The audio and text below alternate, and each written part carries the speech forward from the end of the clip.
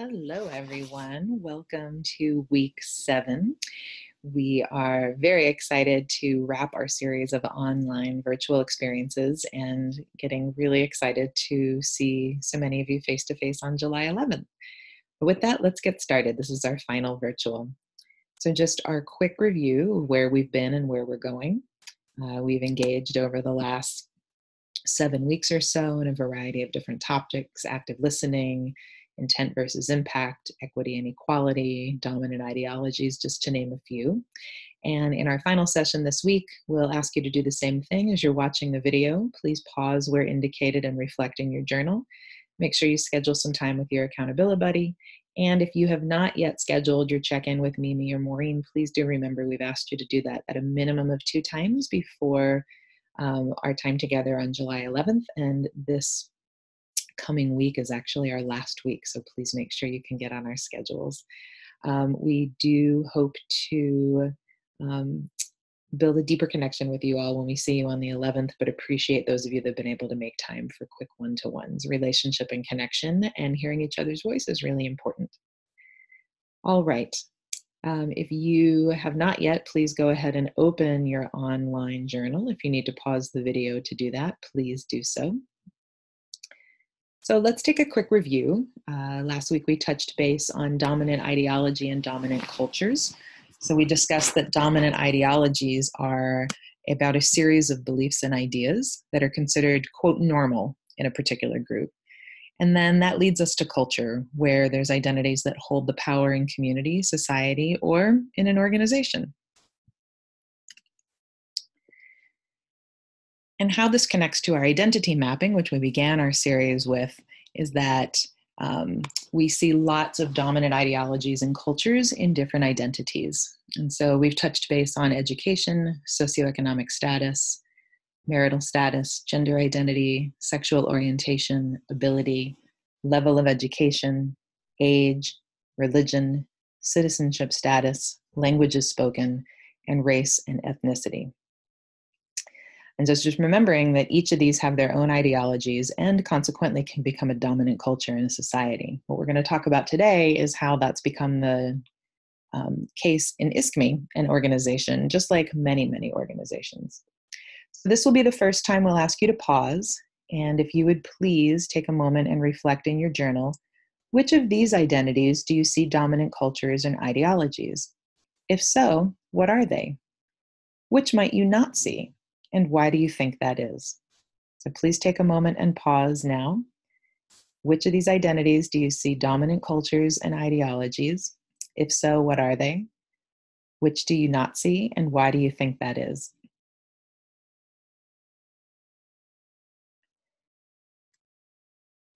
And now you've written that reflection in your journal, let's take a moment and talk about culturally responsive organizations. Our end goal for this project with you all is to help Iskme improve. And one of the ways to do that is to make sure that we become culturally responsive as an organization. So if an organization, by the way, like every organization, is a microcosm of society, we have dominant ideologies and cultures. And the goal, if we're going to be ethical and with our moral imperative, is to grow to be a culturally responsive organization. This overview, by the way, is in preparation for July 11th, where we'll be focusing on an assessment to help Iskme identify the areas they need to focus on to ensure that every identity is welcomed, included, and supported. And if Iskme is really ready to take on the equity, dare we say that we center the needs of non-dominant identities as we endeavor to interrupt oppressive and cultural norms.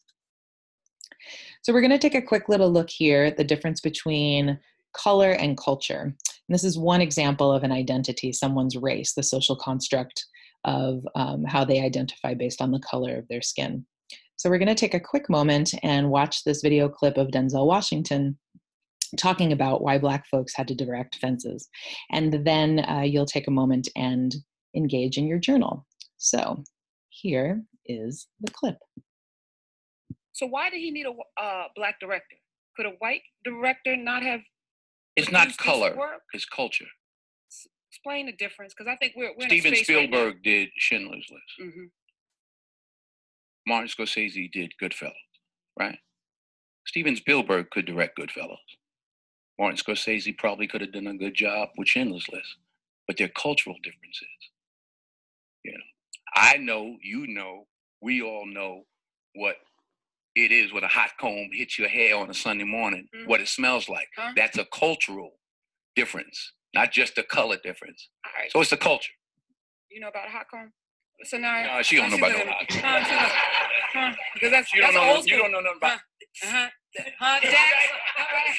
See how everybody laugh? That's a cultural difference. That's not a race difference. That's just that most. That's all I gotta say, right? I know what a hot comb is. Okay. All right. The space that we're in, culture versus race, and how important it is. Where we are right now as a culture, as an American family. You're producing a film that's culturally germane to a particular time and a particular people. Even the Martin Luther King, JFK, Jesus trilogy, triumvirate that was on the wall. We didn't have that on our wall, but our next door neighbor did. And that's what you're talking about. I put that in there. You did that? Yeah, because that was on your wall. And that wasn't how, and there was that velvet kind of paint. They put that below, whatever they call that velvet. Did you have it on your wall, Viola? I didn't have nothing on my wall when I was growing up, but that's something else. Stephen, was Jesus on your wall with JFK? Some of the family members, but not JFK. I didn't have that up there. No. Okay. But I went into houses where that was there. I really went into a lot of houses. I grew up in Kansas City, and absolutely saw that. Absolutely saw Jesus that. And It was in my house. It was in your house, Michael T. You don't seem old enough to have Jesus for I don't know. Well, listen, I'm 59 years old. Are you? Yeah, this is my 50th year in entertainment this year. So, now you quiet. Yeah. I had to shut the hell up. I'm gonna sit back right now. So, but You the truth went down. is, we had white Jesus in my house. You had white Jesus? White Jesus. I remember my brother brought home a black Jesus. My mother made him carry that back outside because she thought it was being disrespectful. You understand? But that's fear of being who you are. I think August Wilson gives us power to be who we are. And I think that's the beauty of August Wilson.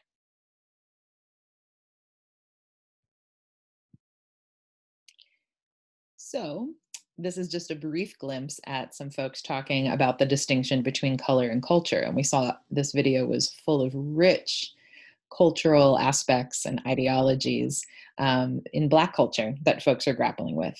So here's a time we'll have you to pause and enter in your journal. What resonated for you about this clip?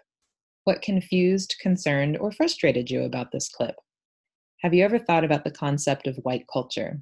If so, what have you thought? If not, why do you think that is? Go ahead and pause now and take a few moments to enter into your journal.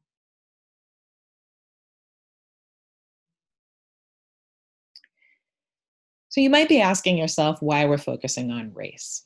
And what's really key is that when we're engaging about conversations about race in an effort to interrupt oppression, increasing equity and creating environments that work for all, what we find over and over again, the identity that is often left out of the conversation is race.